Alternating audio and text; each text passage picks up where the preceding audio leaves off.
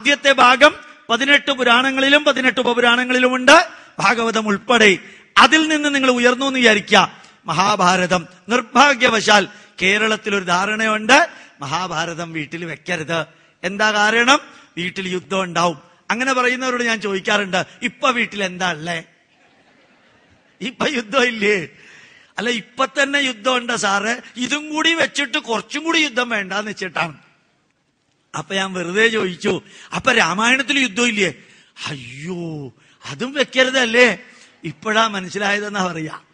അപ്പൊ ഭഗവത്ഗീതയിലില്ലേ, തസ്മാത് ഉത്തിഷ്ഠ കൗന്ദേയ യുദ്ധായ കൃതനിശ്ചയ സ്വധർമ്മമഭിചാപേക്ഷ്യ നവികമ്പിതുമർഹതി ധർമാധി യുദ്ധാശ്രയോന്യത് ക്ഷത്രിയസ്യ നവിദ്യതേ. ഭഗവത്ഗീതയിലെ വരിക, ഞാൻ ഉണ്ടാക്കിയതല്ല. അപ്പൊ ഭഗവത്ഗീതയിൽ യുദ്ധമില്ലേ? സാറിനെ വിളിച്ച് ചോദിച്ചത് എത്ര നന്നായി. അപ്പൊ മഹാഭാരതവും രാമായണവും ഭഗവത്ഗീതയും വീട്ടിൽ വെക്കരുതല്ലേ? സന്തോഷായി സാർ. എന്താ ഈ ഹിന്ദുക്കൾക്ക് ഒന്നും അറിഞ്ഞുകൂടാന്ന് അയാൾ സൗദി അറേബ്യ എന്ന് വിളിച്ച് പറഞ്ഞത്. അപ്പൊ ഞാൻ നിങ്ങളോട് പറയുന്നത്, മഹാഭാരതം വീട്ടിൽ വെക്കരുതെന്ന് ആരോ പറഞ്ഞിട്ടുണ്ടെങ്കിൽ അതിന് പ്രധാന കാരണം അയാൾക്ക് വായിക്കാനുള്ള മടി നിങ്ങളുടെ തലയിലും കൂടി ചേർക്കാം. Simple that. അതുകൊണ്ട് മഹാഭാരതത്തില് പാണ്ഡവരുടെ ജീവിതാനുഭവങ്ങള്, ധർമ്മപുത്രർ എന്തുകൊണ്ട് ചൂത് കളിച്ചു, എന്തിന് കളിച്ചു, ധർമ്മപുത്രർ ചൂത് കളിച്ചപ്പോ എന്തുകൊണ്ട് കുന്തി അരുതെന്ന് പറഞ്ഞില്ല, ഗാന്ധാരി എന്തിന് കണ്ണുകെട്ടി നടന്നു, അവർ കണ്ണുകെട്ടി നടന്നത് കൊണ്ടല്ലേ മക്കളിൽ ദുർഗുണങ്ങൾ വളർന്നത്, അതുകൊണ്ടല്ലേ മക്കളിൽ 100 പേരും കുരുക്ഷേത്ര ഭൂമിയിൽ മരിച്ചു വീണത്. ആ ശകുനി എന്ന വ്യക്തി ചെയ്യുന്നത് മുഴുവനും സഹോദരിയായ കുന്തി, സഹോദരിയായ ഗാന്ധാരി കാണാതെ പോയില്ലേ? അന്ധനായ ധൃതരാഷ്ട്രർക്ക് കാഴ്ചയില്ല. ആ കാഴ്ചയില്ലാത്ത കുറവ് കൂടി പരിഹരിച്ച് ഗാന്ധാരി കണ്ണു തുറന്ന് നടന്നിരുന്നുവെങ്കില്, കണ്ണു തുറന്ന് ജീവിച്ചിരുന്നുവെങ്കില്, ഈ കൗരവരില് ഒരുവനെങ്കിലും അച്ഛനും അമ്മയ്ക്കും അന്ത്യത്തിൽ ഒരു തുള്ളി വെള്ളം കൊടുക്കാൻ ജീവിച്ചിരിക്കുമായിരുന്നില്ലേ? ഞാൻ പറഞ്ഞതിന്റെ സ്പീഡ് കൂടിയോ? ഇല്ല, മനസ്സിലായില്ലെന്നല്ലേ ഉള്ളൂ. അപ്പൊ ഓർമ്മിക്കുക, മഹാഭാരതത്തിലെ ജീവിതാനുഭവങ്ങള് എത്രയാ അതിനകത്തുള്ളത്? അർജുനന്റെ ജീവിതാനുഭവം. അർജുനൻ തന്നെ എന്താ ചെയ്തത്? ഭഗവാൻ കൃഷ്ണന്റെ മുമ്പിൽ വരുമ്പോ പറഞ്ഞു, സീതന്തി മമ ഗാത്രാണി മുഖം ച പരിശുഷ്യതി വേപതുശ്ച ശരീരേ മേ രോമഹർഷശ്ച ജായതേ ഗാണ്ഡീവം ശംസദേ ഹസ്താദ് ത്വച്ചൈവ പരിദക്ഷ്യതേ നച ശക്നോമ്യവസ്ഥാതും ഭ്രമതീവ ച മേ മനഃ. ഇതിന്റെ അർത്ഥം ഞാൻ പറയാൻ നിൽക്കണില്ല, കാരണം ഇത്രയും വലിയൊരു ക്ലോക്കാ എന്റെ മുമ്പിൽ വെച്ചിരിക്കണേ. ആ ക്ലോക്ക് കാണുമ്പോൾ മുഴുവൻ എനിക്ക് ഓർമ്മ വരുന്നത് സ്വാമിജിയാ. നിർത്തിയില്ലെങ്കിൽ ഷോക്കോസ് നോട്ടീസ് വരെ എനിക്കറിയാം. അതുകൊണ്ട് അങ്ങനെ എന്റെ ശരീരം തളരുന്നു കൃഷ്ണ, എന്റെ മുഖം കത്തുന്നു കൃഷ്ണ, തൊലി ചുളിയുന്നു കൃഷ്ണ, എന്റെ കയ്യിൽ ഗാണ്ഡീവം താഴെ വീഴുന്നു കൃഷ്ണ എന്ന് പറഞ്ഞ അർജുനനെ കൊണ്ട് കൃഷ്ണൻ പറയിപ്പിച്ചു. സ്ഥിതോസ്മി ഗതസന്ദേഹ കരിഷ്യേ വചനം തവ. അതല്ലേ കൃഷ്ണന്റെ കപ്പാസിറ്റി. അതുകൊണ്ടാണ് എന്റെ അച്ഛനും അമ്മയും എനിക്ക് ഗോപാലകൃഷ്ണൻ പേരിട്ടത്.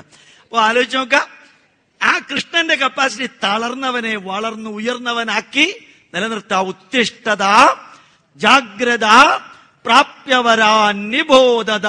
Gloriously stand up. Remember that you are not permanent here in this world. Enlighten yourself by acquiring knowledge from the scholars. അതാണ് കഠോപനിഷത്തിലെ വരി. ഇംഗ്ലീഷിൽ പറയാ നല്ലത്. എന്താ കാരണം എന്നറിയാമോ? സോപ്പിന് മലയാളം പറഞ്ഞാൽ വലിയ കുഴപ്പാ. മലിന നിവാരണ പദയോൽപാദന പിണ്ഡം, വലിയ കുഴപ്പാണ്. അതുകൊണ്ട് ഉത്തിഷ്ഠത, ചൈതന്യവത്തായിട്ട് എഴുന്നേറ്റ് നിൽക്കുക. Gloriously stand up. ജാഗ്രത, ജഗത്തിലാണ് നിലനിൽക്കുന്നതെന്ന ബോധം ഉണ്ടാവുക. ജനിച്ച് നിലനിന്നില്ലാതെയാകുന്നത് എന്ത്? അതാണ് ജഗത്ത്. ആ ജഗത്തിലാണ് നിലനിൽക്കുന്നതെന്ന ബോധം ഉണ്ടാവുക. Means you are not permanent here. പ്രാപ്യവരാ നിബോധത. Enlighten yourself. തന്നെത്താനെ പ്രബുദ്ധരാവുക. അറിവുള്ളവരിൽ നിന്ന് അറിവ് നേടി എന്ന് മധർമ്മരാജാവ് നചികേതസിനോട് പറഞ്ഞതുപോലെ ശ്രീകൃഷ്ണൻ 700 അല്ലെങ്കിൽ 701 ശ്ലോകമുള്ള ഭഗവത്ഗീതയിലൂടെ തളർന്ന അർജുനനെ ഉണർന്ന അർജുനനാക്കി മാറ്റി. ആ കൃഷ്ണന്റെ ജീവിതാനുഭവങ്ങള് മഹാഭാരതത്തിലുണ്ട്. അർജുനന്റെ ഉണ്ട്, വിതുരന്റെ ഉണ്ട്, ധൃതരാഷ്ട്രരുടെ ഉണ്ട്, ശകുനിയുടേതുണ്ട്. എന്ത് രസാണ്! മഹാഭാരതം നിങ്ങൾക്കറിയാമോ എന്ന് ചോദിച്ചാൽ നിങ്ങൾ പറയും, എനിക്കറിഞ്ഞുകൂടാ. എന്തേ അങ്ങനെ പറയാൻ കാരണം? നിങ്ങൾക്കറിയാം എന്നുള്ളത് നിങ്ങൾക്കറിഞ്ഞുകൂടാ. അതാണ് നിങ്ങൾ അറിഞ്ഞുകൂടാന്ന് പറയുന്നത്. നിങ്ങൾക്കറിയാം മഹാഭാരതം, നിങ്ങൾക്കറിയാത്തതല്ല മഹാഭാരതം, പക്ഷേ അറിയാമെന്നുള്ളത് അറിഞ്ഞുകൂടാ. ഞാൻ നിങ്ങളോട് പറയാൻ ആഗ്രഹിക്കുന്നു, ദുര്യോധനനെ പോലെ ജീവിച്ചാൽ ദുര്യോധനന് സംഭവിച്ചത് നമുക്ക് സംഭവിക്കും. അത്രയല്ലേ ഉള്ളൂ പഠിക്കാൻ മഹാഭാരതത്തിൽ നിന്ന്. അർജുനനെ പോലെ ജീവിച്ചാൽ അർജുനന് സംഭവിച്ചത് നിങ്ങൾക്ക് സംഭവിക്കും. സത്യവും ധർമ്മവും നീതിയും ന്യായവും അറിയാവുന്ന ഭീഷ്മര് അതെല്ലാം അറിഞ്ഞിട്ടും കൗരവരുടെ പക്ഷത്ത് നിന്നുകൊണ്ട് യുദ്ധം ചെയ്തതിന്റെ പരിണതഫലം ശരശയ്യയിൽ കിടക്കേണ്ടി വന്നു. അതല്ലേ നമ്മൾ മനസ്സിലാക്കേണ്ട. സത്യവും ധർമ്മവും നീതിയും ന്യായവും അറിയാവുന്ന നിങ്ങള് അധർമ്മത്തിന്റെ പക്ഷത്ത് നിന്നാൽ ഈ അനുഭവമല്ലേ നമുക്ക് ഉണ്ടാവുക. താൻ ഏകലവ്യനെ അസ്ത്രവിദ്യ പഠിപ്പിച്ചിട്ടില്ല. പഠിപ്പിക്കാത്ത ഏകലവ്യന്റെ കയ്യിൽ നിന്ന് പെരുവിരല് ഗുരുദക്ഷിണ വാങ്ങിച്ചതിന്റെ താൻ നിരന്തരം ചെയ്യുന്ന കർമ്മങ്ങൾ മറ്റൊരുവൻ അനുഭവിച്ചിടുകെന്നേ വരൂ എന്നല്ല. അല്ലേ? അതല്ലേ ദ്രോണാചാര്യർക്ക് ഇങ്ങനൊരു മരണം കുരുക്ഷേത്ര ഭൂമിയിൽ വേണ്ടി വന്നത്. കൃഷ്ണൻ കർണനോട് പറഞ്ഞില്ലേ?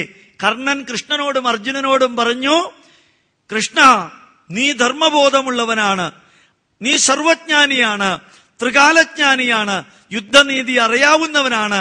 അർജുന, നീ വില്ലാളി വീരനാണ്, വീരശൂര പരാക്രമിയാണ്. എന്റെ രഥത്തിന്റെ ചക്രം മണ്ണിൽ പൂണ്ടുപോയിരിക്കുന്നു, അതൊന്ന് പുറത്തേക്കെടുക്കാൻ എനിക്ക് സാവകാശം തരിക, എന്നിട്ട് നമുക്ക് യുദ്ധം ചെയ്യാം. കൃഷ്ണൻ എന്താ തിരിച്ചു പറഞ്ഞത്? ഒരു ചെറിയ കുട്ടി അഭിമന്യു ഇതേപോലെ നിലവിളിച്ചപ്പോ നിങ്ങൾ എന്ത് ചെയ്തു?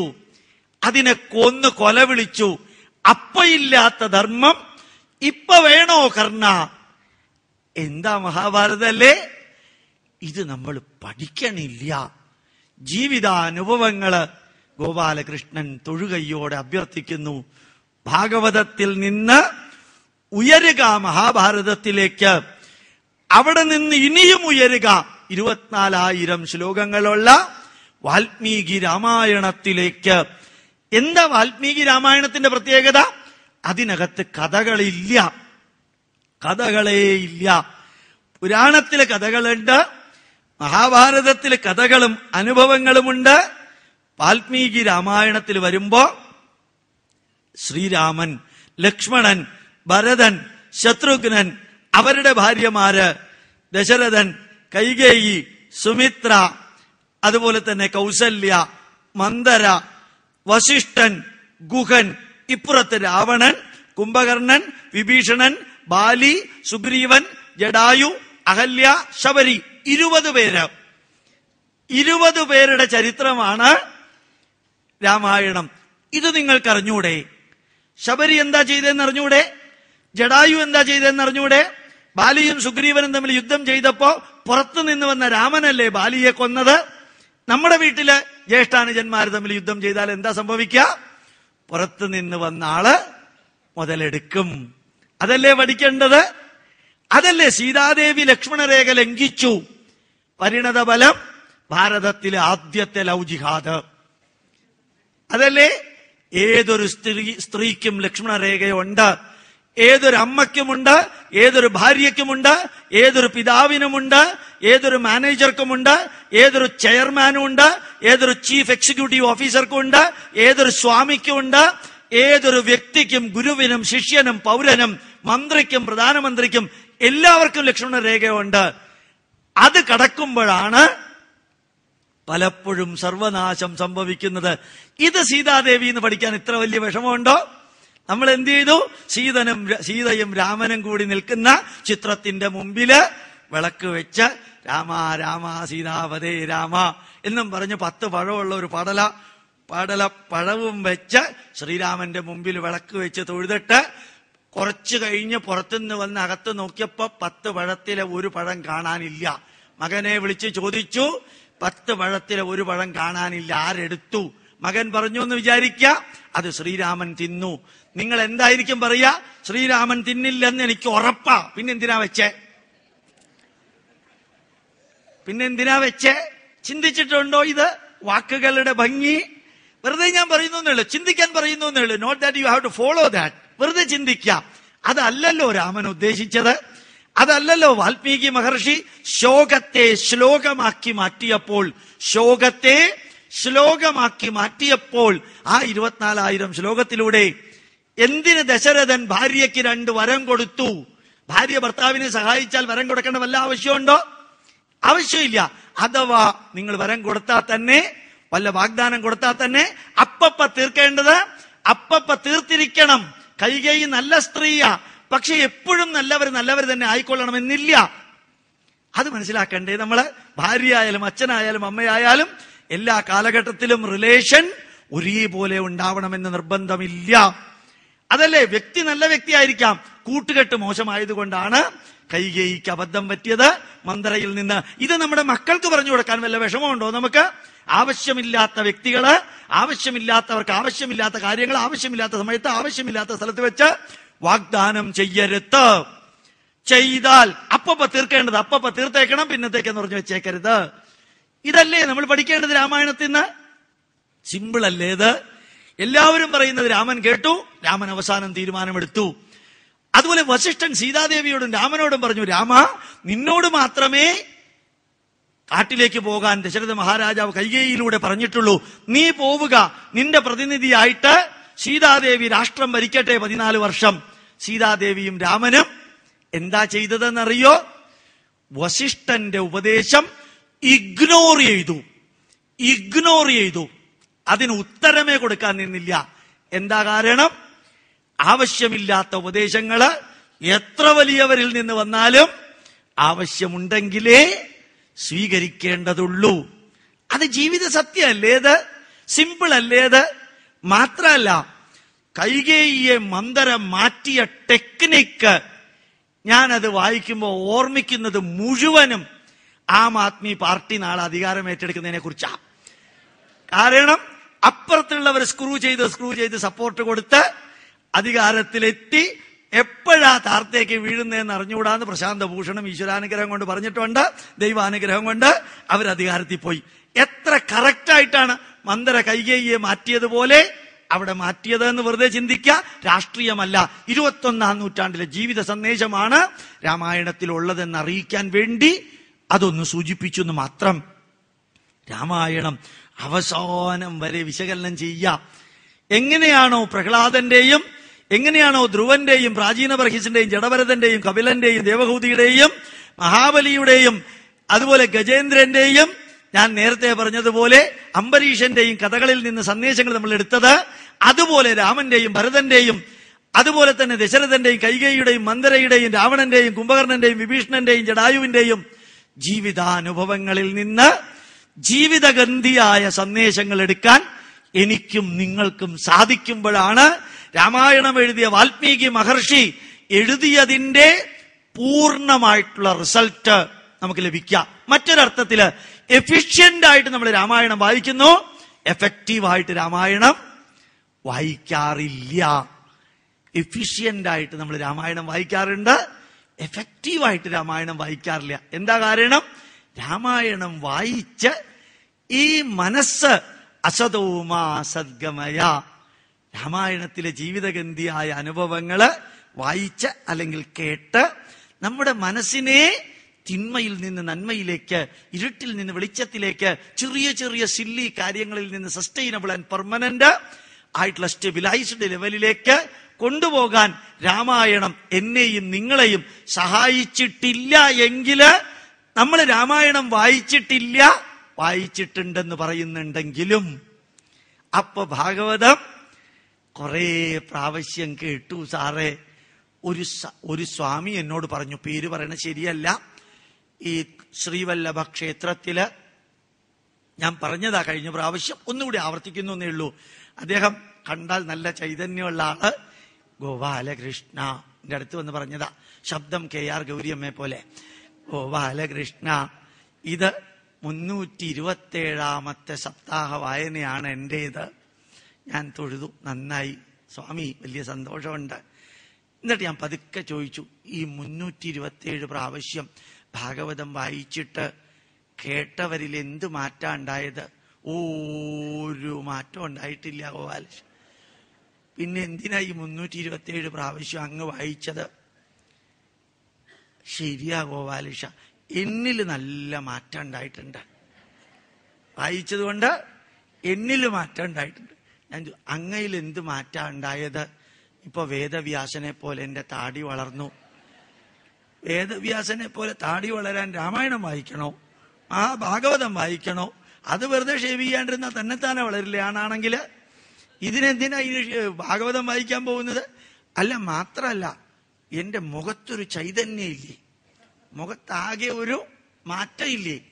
നിങ്ങൾ ചിലപ്പോ ഒക്കെ കണ്ടിട്ടില്ലേ, നമ്മുടെ ഈ ഒരു പ്രത്യേക സിനിമയുണ്ടല്ലോ ഇല്ലേ, നമ്മുടെ തലയ്ക്ക് സുഖമില്ലാത്ത ഭ്രാന്തനെ ചികിത്സിക്കുന്ന മണിച്ചിത്രത്താഴ്. അതിൽ കുതിരവട്ടം പപ്പുവിന്റെ മുഖത്തിന്റെ ആക്ഷൻ മോഹൻലാലിന്റെ മുമ്പിൽ നിന്നുകൊണ്ട് കാണിക്കണില്ലേ, ഇപ്പൊ എനിക്ക് വല്ല കുഴപ്പമുണ്ടോ ഇല്ലേ? നമ്മുടെ മന്ത്രി ഇപ്പൊ ഒരു മന്ത്രി താഴത്തേക്ക് ഇറങ്ങിയിരിക്കുന്ന മന്ത്രി ഇല്ലേ, ആ മന്ത്രിയോടും ഇങ്ങനെ നോക്കിയിട്ട് ചോദിക്കുന്നില്ലേ, എങ്ങനെയുണ്ട് എന്റെ മുഖത്ത് എന്നൊക്കെ പറഞ്ഞ് ഇടത്തോട്ടും വലത്തോട്ടും ഒക്കെ തിരിഞ്ഞ്. അതേപോലെ ആ തിരുമേനി എന്റെ മുഖത്ത് നോക്കിയിട്ട് പറഞ്ഞു, എന്റെ മുഖത്ത് മാറ്റം ഇല്ലേ എന്നാണ്. 327 പ്രാവശ്യം ഭാഗവതം വായിച്ചിട്ട് ഞാൻ പറഞ്ഞു, തിരുമേനി അതൊന്നും അല്ല തിരുമേനി വേണ്ടത്. ഭാഗവതം വായിച്ചാൽ മനസ്സിനകത്ത് മാറ്റം വരണം, ചിന്തകളിൽ മാറ്റം വരണം, കർമ്മത്തിൽ മാറ്റം വരണം. കർമ്മബലത്തിൽ ഓട്ടോമാറ്റിക്കലി മാറ്റം വന്നുകൊള്ളും, കർമ്മത്തിന്റെ പ്രതിഫലത്തിൽ മാറ്റം വന്നുകൊള്ളും. അതങ്ങ് അടുത്തു വരുമ്പോ എനിക്ക് മനസ്സിലാവണം, ആ ലെവലിലേക്ക് അങ്ങ് ഉയരണം. അപ്പൊ ഞാൻ ഭാഗവതം വായിച്ചിട്ട് ഒരു പ്രയോജനം ഇല്ലെന്നാ ഗോപാലകൃഷ്ണൻ പറയുന്നത്. അത് ഞാൻ പറഞ്ഞില്ല, തന്നെ തോന്നിയതാ, അതിന് ഞാനല്ല ഉത്തരവാദി, ഞാൻ പറഞ്ഞിട്ടില്ല എന്നും പറഞ്ഞ് ഞാൻ തിരിച്ചു വിഷയത്തിലേക്ക് വരാം.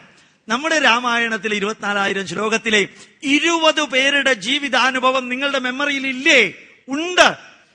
എന്താണ് മന്ദര ചെയ്തത്? ഉണ്ട്. മന്ദര കൈകേയിയെ മാറ്റിയ മാനേജ്മെന്റ് പ്രിൻസിപ്പിള്, നല്ല മനുഷ്യനെ ചീത്ത മനുഷ്യനാക്കാൻ ഏതെല്ലാം തരത്തിലുള്ള വാക്കുകളാണ് മന്ദര ഉപയോഗിച്ചത് എന്നൊന്ന് നിങ്ങൾ നോക്കിയാൽ മനസ്സിലാക്കാൻ സാധിക്കും. അതുപോലെ ഒന്ന് നിങ്ങൾക്ക് സംഭവിക്കരുത്. നമ്മുടെ വീട്ടില് ഭാര്യ, ഭർത്താവ്, അച്ഛൻ, അമ്മ, മക്കൾ എല്ലാവരും ഉണ്ട്. നമ്മുടെ കൂട്ടുകെട്ട് മന്ദരയെ പോലെയുള്ള ഒരു കൂട്ടുകെട്ടാണെങ്കിൽ സ്വാഭാവികമായിട്ടും എത്ര നല്ല മനുഷ്യരാണെങ്കിലും തിന്മയിലേക്ക് പോകരുത് എന്ന് മനസ്സിലാക്കാൻ 30 സെക്കൻഡ് മന്ദരയും കൈകേയിയും തമ്മിലുള്ള ബന്ധം വിവരിച്ചാൽ പോരെ? രാമായണം വായിക്കാനും അതിലെ വാക്കുകളും വരികളും അനുഭവങ്ങളും ഒന്ന് വിശകലനം ചെയ്യാനും മണിക്കൂറുകളോ ദിവസങ്ങളോ വേണ്ട. അപ്പോ ഭാഗവതത്തിൽ നിന്ന് മഹാഭാരതത്തിലേക്ക്, മഹാഭാരതത്തിൽ നിന്ന് വാൽമീകി രാമായണത്തിലേക്ക്. ഭാഗവതത്തിലുള്ളത് കഥകള്, മഹാഭാരതത്തിലുള്ളത് കഥകളും അനുഭവങ്ങളും. അടുത്ത ലെവലിലേക്ക് കയറിയാൽ വാൽമീകി രാമായണത്തില് കഥകളില്ല. ശ്രീരാമന്റെ ബയോഗ്രഫി, ശ്രീരാമന്റെ ഓട്ടോബയോഗ്രഫി അല്ല, ബയോഗ്രഫി. അവിടെ നിന്ന് അടുത്ത ലെവലിലേക്ക് നിങ്ങൾക്ക് കയറാൻ സാധിച്ചാൽ അവിടെ കഥകളില്ല, അവിടെ അനുഭവങ്ങളില്ല, പാപപുണ്യങ്ങളില്ല, സ്വർഗ നരകങ്ങളില്ല, ചെയ്യാവുന്നതും ചെയ്യാൻ പാടില്ലാത്തതുമായിട്ടുള്ള ഒന്നുമില്ല. സന്ദേശങ്ങൾ മാത്രമുള്ള വേദങ്ങൾ, സന്ദേശങ്ങൾ മാത്രമുള്ള വേദങ്ങള്. ആ സന്ദേശങ്ങള് നിങ്ങൾക്കറിയാം. വേദം 3,97,556 അക്ഷരങ്ങളുള്ള ഋഗ്വേദം, അല്ലെങ്കിൽ 1,93,516 പദങ്ങളുള്ള ഋഗ്വേദം ബൈഹാർട്ട് പഠിക്കണമെന്ന് ലോകത്തിൽ ആരും പറഞ്ഞിട്ടില്ല. പഠിക്കാനൊട്ട് സാധിക്കുകയില്ല, ശ്രമിക്കുകയും വേണ്ട. പക്ഷേ അതിലെ ചില സന്ദേശങ്ങള് നിങ്ങൾ കേട്ടിട്ടില്ലേ? സഹനാവവതു, ചെറിയ 2 വാക്കുകളല്ലേ? Let us exist together. ഇതൊന്ന് വീട്ടിൽ പ്രാവർത്തികമാക്കിയാൽ, ഭാര്യയും ഭർത്താവും തമ്മിൽ പ്രാവർത്തികമാക്കിയാൽ കുടുംബ കോടതിയുടെ ആവശ്യമുണ്ടോ? ഇല്ല. സഹനാവവതു, നമുക്ക് ഒരുമിച്ച് ജീവിക്കാം. എന്ത് സിമ്പിളാ! വേദത്തിലെയാ. അനാദികാലം മുമ്പ് അപൗരുഷേയമായ അനാദിയായ വേദത്തിൽ എഴുതി സഹനാവവതു, സഹനൗ ഭുനക്തു, let us share the result of the work together. കർമ്മബലം ഒരുമിച്ച് അനുഭവിക്കാം, ഒരുമിച്ച് നിലനിൽക്കാം. കർമ്മബലം ഒരുമിച്ച് അനുഭവിക്കാം. സഹവീര്യം കരവാവഹൈ, ഒരുമിച്ച് പ്രവർത്തിക്കാം. എത്ര നല്ല വരികളാ! തേജസ്വിനാവധീതമസ്തു. അപ്രകാരം തേജസ്വികളായി തീരാം. മാ വിദ്വിഷാവഹൈ, ഒരാളോടും വിദ്വേഷം ഇല്ലാത്തൊരവസ്ഥ. എന്ത് സിമ്പിളാ, വളരെ ലൈറ്റായിട്ട് നടക്കാൻ സാധിക്കും. ഒറ്റയ്ക്ക് ഭൂമിയിൽ ഇങ്ങനെ നടക്കുമ്പോ ഈ ഹെഡ് വെയിറ്റ് എന്നൊരു സാധനം കേട്ടിട്ടുണ്ടോ നിങ്ങൾ? അത് ഡിക്ഷണറിയിൽ ഇല്ല.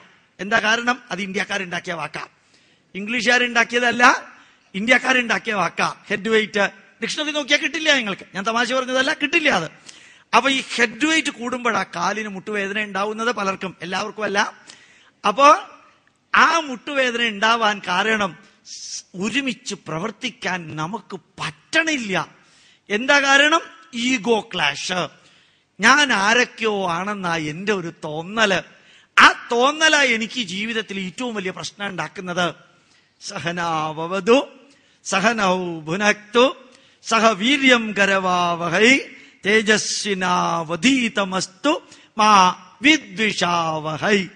നല്ല ഒരു സന്ദേശ.